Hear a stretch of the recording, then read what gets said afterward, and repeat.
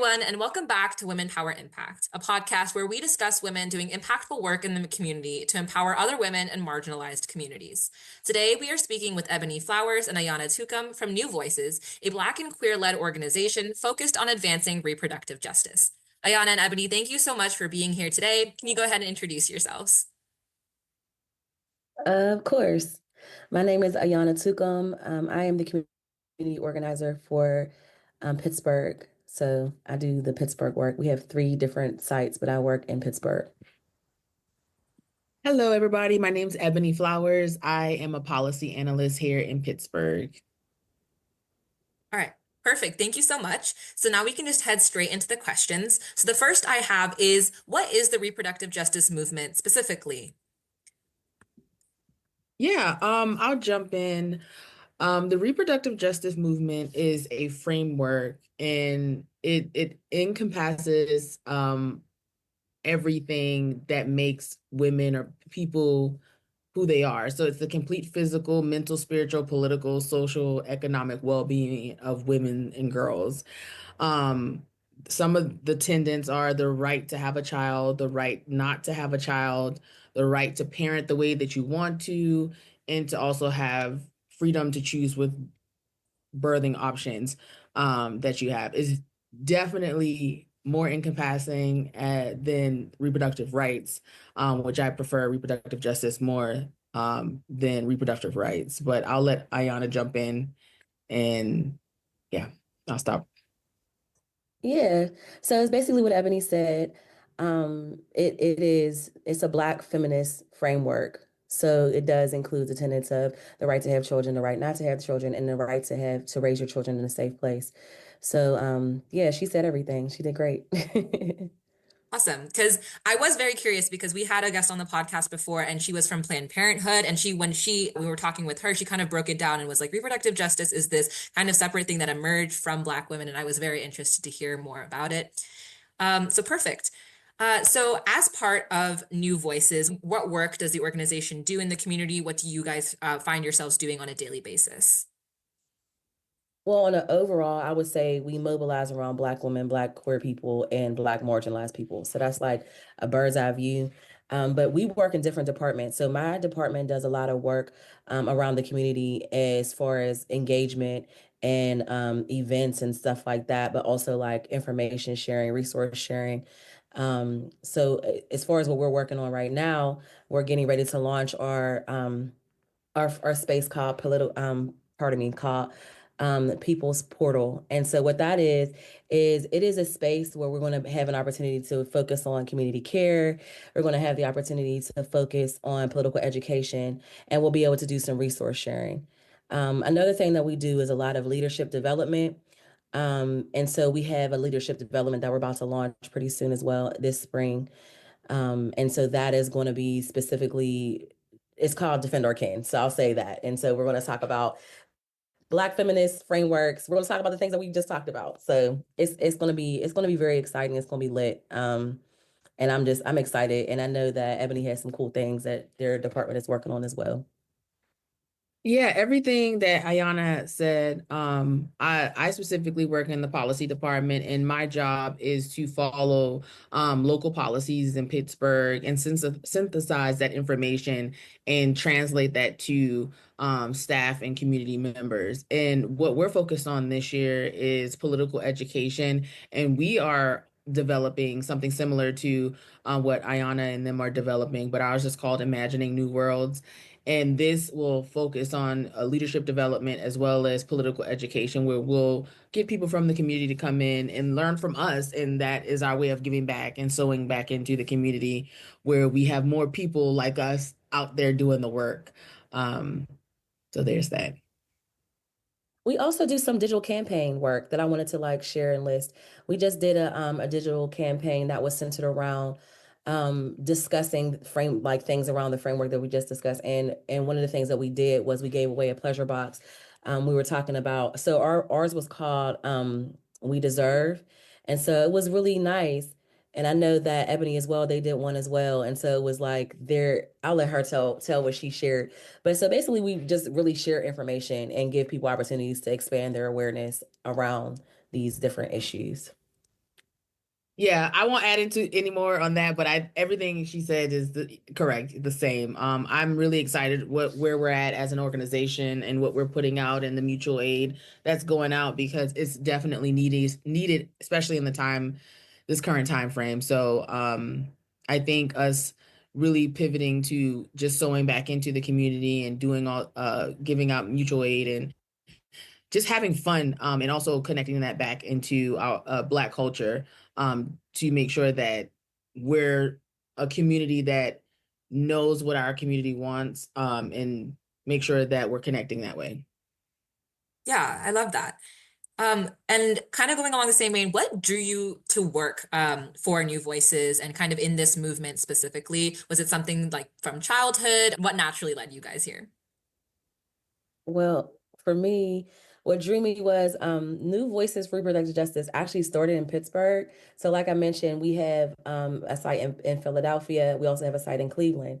And I remember when it started, like I used to really admire a lot of the women that were the founders of this organization. They were active, very active in the community, very active in the world that I was existing in. There was one woman who was a part of the founding, and my mom went to the same salon that she worked in. So um it was just like it was something that I was always hearing about, and then I had opportunities to do lobbying for the first time. I had some opportunities to kind of learn about how the personal is political because they had this really amazing program called, I want to say it was like Kinks Locks, and it was years and years and years ago. Yep. The organization Yep. is 20 years old, but I remember going all the way to Philadelphia, like it was a treat, like a gift from my sister to surprise me to go to Philadelphia to be a part of this event. And so I remember just really learning a lot of like my introduction to politics, but also like how is the personal political from this organization. And so like in my youth, I was volunteering here. So it was like when I had an opportunity to have an actual role and support the work that is kind of already blueprinted and kind of like put some extra things added to it. It just felt like a perfect opportunity. I was so excited. Yeah, that's amazing.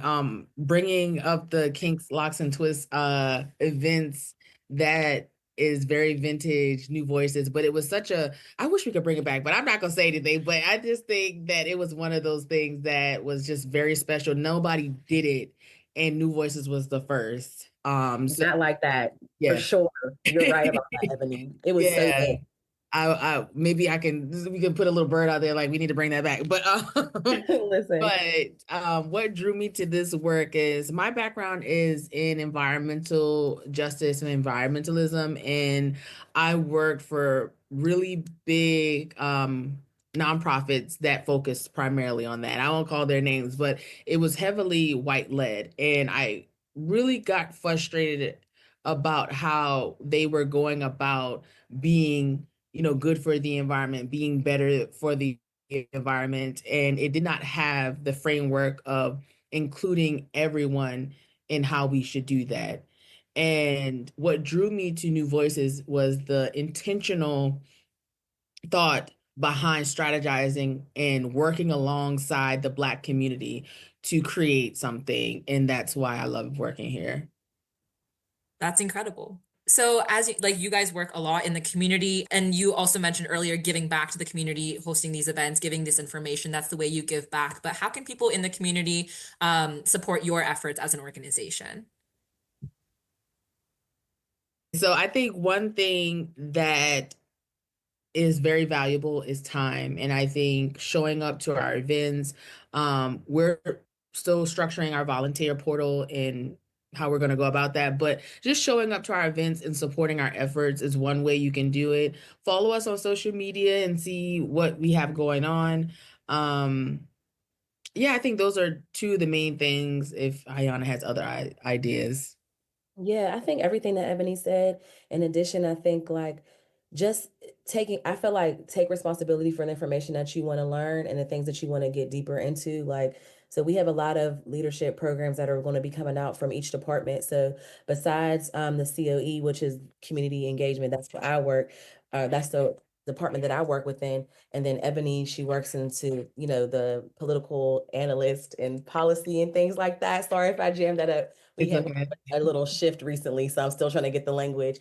But we Yeah. also have IVE. And so they're more so about voter engagement and certain things like that. So just whatever you're interested in, just deepen your commitment and then just like put your time where your mouth is, as Ebony said. I think that's the biggest way that you can support the organization right now.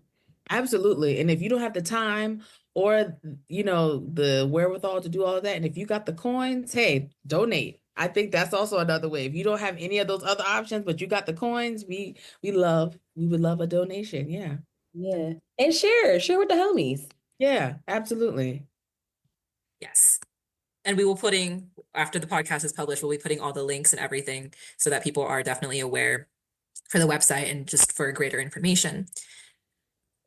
Okay, so now we kind of covered everything as part of your organization, but now we're going to just expand a little bit larger to how does this organization fit into larger advocacy? Because obviously you guys cover Philadelphia, I think you said Cleveland and then Pittsburgh, but I also know that there are obviously larger, more national organizations that I took some information from when I was researching for this. So how does your organization kind of fit into that larger one? Yeah. I think we fit into this area very uniquely because when I look at a lot of larger organizations, they have great capacity, however, but they sometimes lack the unique experiences and lived experiences of Black women and femmes and girls.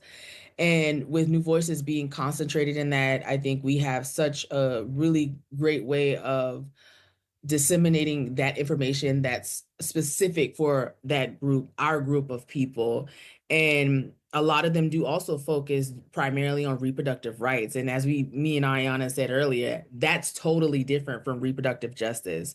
And that frame, the reproductive rights, I'm not knocking it, but it's very individualistic. It's a more legal approach. But with reproductive justice, we focus on community and we focus on how things are impacting Black women and girls in their ecosystem. So I would say that's how we fit into it. And I think the only thing that I could add is that, like what we mentioned earlier, reproductive justice is from a Black feminist framework. So it considers the Black woman, our experience, you know what I'm trying to say? And so I think that in the other, I think there's also another one, there's reproductive rights, and then there's a reproductive, I'm sorry, I'm forgetting. Abortion, access, and Yes. And I think there's one that's, other yeah, like abortion. stream Yeah. as well, but it doesn't consider like all of what we consider, because once we know that once there's freedom for us, if there's consideration and legal rights and just things that are just more oriented towards Black people and their experience, especially in America, that everyone else also gets free from that. So it's just different. It's different, but I think that's how we fit in. We consider our communities because we're often forgotten about. So Yeah, absolutely. And one example I can give you primarily, like with environmental justice, we at New Voices believe reproductive justice is environmental justice because you can't have a healthy family or a healthy child in an environment that is toxic, that has pollution. So we look at all of these factors that affect each individual woman in a different way. And we want to address those because everybody's different, but we also know that communities need that laser focus on those specific issues. yeah, we Yeah. consider all the intersections, queer folks, all of us. We consider everyone, everyone. Yeah, I really love that, especially the idea that's like there's not like two separate things, like everything interconnects, and that's really valuable and important. And I think, yeah, we definitely don't consider that enough. The next question I have is, as a result of being part of this organization, have your worldviews changed in any way, just from the lessons you've learned and the experiences you've been part of working for New Voices? I would say that my worldview, because of the way that I was raised in kind of like a Pan-Africanist background, my worldviews have not changed as much because my family is very matriarchal. Like my grandmother's 93. Like all of the women in my family are like, we all know, and the men support the women in our family. That's pretty much how my family is. But I think that my personal views have changed. It's like there's like less of a toleration of things. Like there's so much books out here. There's so much reading and podcasts that kind of give you insight on the view, like the way the world is in regards to like misogyny, in regards to, you know what I'm saying? There's so many things that literally there's books and stuff on. And so my like I understand different thought patterns, but I would say like when it comes to like a personal thing, it's like, okay, what are we doing to like deepen our understanding around how to be in this new world, right? Like how are we creating a new world? How are we changing the way that we think? Because the future does include all of us. So it includes everyone that's on this planet right now. No one's going anywhere. You know what I'm trying to say? So how are we deepening our understanding? How are we making more space for other people? So I don't have a lot of tolerance for ignorance. I would say that's how it's really affected my personal. I have compassion, I have empathy, but I don't tolerate it, and I don't allow people just to stay ignorant around me or be, and don't have no like, I give suggestions. I'll say that. It's giving me more of a framework to support folks and deepen in their understanding for sure, as I deepen mine. Yeah, absolutely. I'm similar as well. I don't think my worldview has changed. I would say my understanding has gotten deeper. Mhm. For example, I grew up similar. I had aunties, grandma, mom around, and the men supported. And even if they didn't want to, they were told to.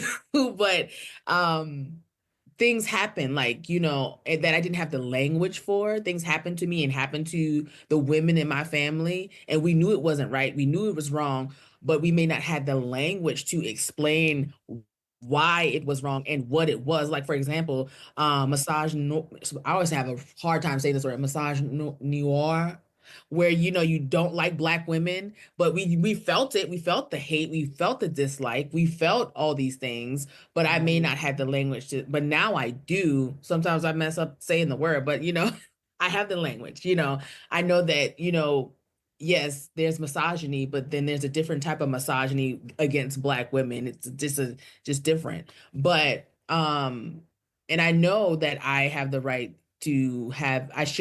to have access to good medical care, always, but I didn't know that that was something that people were fighting for me, and it had a language. But anyway, but I will say my understanding has deepened, and I'm expanding and just making room to learn more. Yeah, I really do like that idea. It's like things may not have changed, but like there is a way to describe them now that wasn't there before, and it's really like deep in that. I really do like that. The next one I have Definitely. is what I think Ayana, you said this, like no one's going anywhere. We're all here. So what do you hope to see from the coming generation? Like Gen Z, Gen Alpha, the people who are coming up in like honestly a very different world, just even things are rapidly changing right now. So what do you hope to see? What goals do you have, and how do you expect to like see that coming up? I'm excited. I can't even hold you. I feel like I know there's a lot of people that have a lot of complaints about the generation that's coming up, but I actually feel like they have a lot of language that we didn't have. Like to Ebony's point, I have a 10-year-old, and when I say he explains a lot, like, I didn't like that because this, and it made me feel like this and this and this. At 10, I may not have had the language to say that. You know what I mean? So it's like I feel like wow, this is a weird time to be like raised in. I feel like a lot of the children, like not only just my son, they are like clear on what they don't want to see. They clear on who they are. They communicate the things that we didn't necessarily have the language to communicate. Um, so it comes with cons and pros, you know what I'm trying to say? So it comes with like they have access to information that maybe they shouldn't have so young, you know what I'm trying to say? But I think that at the end of the day, it's like they're going to be raised in truth. They're not going to be raised in a world where it's like they didn't know. No, you can ask any question to Google and find the solution or a point of view, at least a point of view. So I think that that's really like it's amazing. It's amazing and it's a little scary, but it's like I'm hopeful. I'm hopeful. I love that positive hope, because that just reminded me to be hopeful, and that's what I want as well. I want them to continue to be curious and hopeful. I see something in Gen Z, and I think Gen Alpha, and there's another one that just came out, that they have this boldness that Yeah, we may not have had. And I want them to use that and go out there and not just do care. and just do what needs to be done. As you know, we us millennials, we went through a lot, and I think we were able to find out and create the language with Gen X, and all these resources are available because of us and the people that came before us. I want them to stand on our shoulders and do what needs to be done, and the things that we couldn't do, that we didn't have the access or the power to do. So I am also hopeful. Sometimes at times I wasn't, but hearing what, Ayana said, like I do want to remain hopeful, and I want them to remain hopeful as well. Yeah, I mean, as a member of Gen Z, just even like my own personal experience, just even from social media, just the amount of like, yes, it can be very overwhelming, but just the amount of like diverse perspectives, the number of things that I have learned just from there, from following different people and hearing these different perspectives has largely shaped in a way that like even it's like sometimes I'll be explaining things to my parents. I was like, actually, like you can't say this, or you should say this, or think about it in a different way. And so that's a Mm, kind of access to information that we didn't have. And Ayana, to your point that like you don't tolerate ignorance, like you definitely shouldn't, because there is so much out there, especially for our generation, that you can't like not know things, I think. right. So yeah. Yeah, and I want to just double down on the boldness. I love it. Yes. So inspiring. Because it's like, yeah, I can do it. Okay, I'm not a part of y'all generation, but I can do it too. Yeah, they give me Yeah. so much encouragement, because sometimes they're in my life, I'm so timid, but when I see my little cousins, and I call them little, but they in their 20s, they Gen Z. I don't know why they consider them little anymore, but like I see them go after stuff without like fear, because they've been so used to having certain rights, and they're like, "What are you talking about? Yes, I can do this." And I'm like, "Go ahead, do your thing," But it reminds me, sometimes I feel like we can learn so much from y'all and each other. I can learn to be bold and to be brave from y'all. And then y'all can learn how to, learn a lot of the information from us. But I'm always inspired by Gen Z and Gen Alpha, because they're just out here doing it. They're just out here doing it. I agree. I second everything she said. And Ebony, to your point that we can learn a lot from your generation, the question I always wrap up with is, what advice do you have for younger people who are in, again, a very constantly changing world, but one with a lot of information? What advice do you have? What things that you have learned over your entire life and the new perspectives you've gained? Hmm. I'm gonna say from a policy perspective, and just the work that I'm currently doing is trust the experts. Don't try to overwhelm yourself in trying to understand certain things. Trust the experts and lean on them, because you can't hold everything. And that's what I'm doing as well. I'm not an expert in everything. I know I trust a trusted source to help me synthesize certain information. And then with all these happenings that is going on, wait 48 hours before you react to it. You know, take it in, sleep on it, and then decide what you want to do with that information. Because in this particular space that I'm in, having to report out and synthesize certain information, it usually changes tomorrow, the next day. Craziness. So I would say my advice is to take it slow, take it in, and know that the world will be here. It is not ending. Don't go to the like Ayana said, like we're gonna be here. And just try to take it slow, and don't try to, pick your battles. Don't try to fight everyone. So I'll say Mhm. that. I agree with what Ebony said. I would say let's get clear that there's an internal world and an external world. care for your internal world. Notice the nuances that you're noticing. Oh, I have a headache. What is that? What do I need to eat? Like, care for yourself. I think another thing that I would say is like trust the things that you're drawn to, because it might lead you to your literal like purpose and passion in life, and that might lead to a solution that we're all looking for. So Absolutely. I think be really in tune and aware with your internal life, and don't be so like take your time with understanding, like, and listening to the experts, like she said, when it comes to the external world, because there's so many nuances that Absolutely. just go into it. So there's a reason why different generations are saying different things, because they've seen different things. So I'm not saying just go with it. I'm saying digest it, see, feel, lean into it, Savor and it. savor it. But be aware of your internal world. Make sure that you're really tending to your internal world so that you can withstand what's coming next. Absolutely. And I would also add on, if you are that person that likes to be active in certain spaces, pick two things. Don't pick everything. Just pick two things that you want to follow. Because sometimes, like for me, I can only hold a certain amount of things in my head, and I'm going to pick two things. I'm going to follow these two things, and if this third thing come up, I'm like, that's important too, but right now I'm looking at these two things. And I say that because so much is going on, and you don't want to burden yourself down with everything, because you can't. You're human. You are not an octopus, okay? You can't hold all these things, and give yourself grace. And what that means is saying that you are a human, and there are people out here that are in your community that are also doing the work. So don't feel like it's all on you, because it's not. It's on all of us.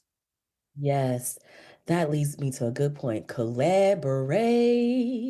That is the key. Okay. Absolutely. That's the key. As I'm nearing my mid-30s, okay? Collaboration. You know what I'm trying to say? Like, and everyone doesn't have to have their own everything. Like, collaborate, work together. These are like the things that we were taught. Barney is my age group. You know what I'm saying? When Barney, we collaborated, okay? We worked together. And I know that he had some things that, came out later. But the point is, collaboration is, I think, is the number one thing that we need to be considering. How can we utilize and work on each other, work with each other? Absolutely. And look at the artists, I would say, that are in your space, because I think art is so important right now. Whatever venue, whether it's, music, painting, all of it, because the artist is going to speak to what's going on. And that always calms me, because like I just need to, go into like a museum and look at what they're doing, or hear some slam poetry, because they're going to talk about it in a way that I need to hear it. So I'll stop there.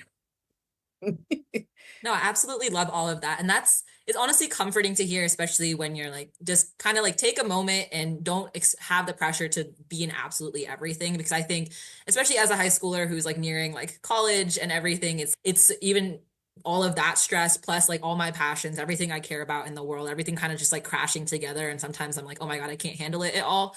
And I think just knowing it's like I don't have to, I can pick a few things, focus my energy towards them, and also take care of myself at the same time. And I think that's the most Mhm. effective way. So I appreciate all of that. Yeah, I think to sum it up, like Ebony said, what we were saying together, I think, is tune into your internal world and double check for the external world. See what's going on before you just lean into Absolutely. it. But yeah, I love And that. no, you're not by yourself, because there are people like me and Ayana that are out here doing the work, and we are making movements, and we are moving forward. We are fighting for everybody, and know that you're going to be okay. So we out here. We out here. And that wraps up our episode for today. Thank you so much for tuning in, and we hope to see you back soon for the next episode of Women Power Impact.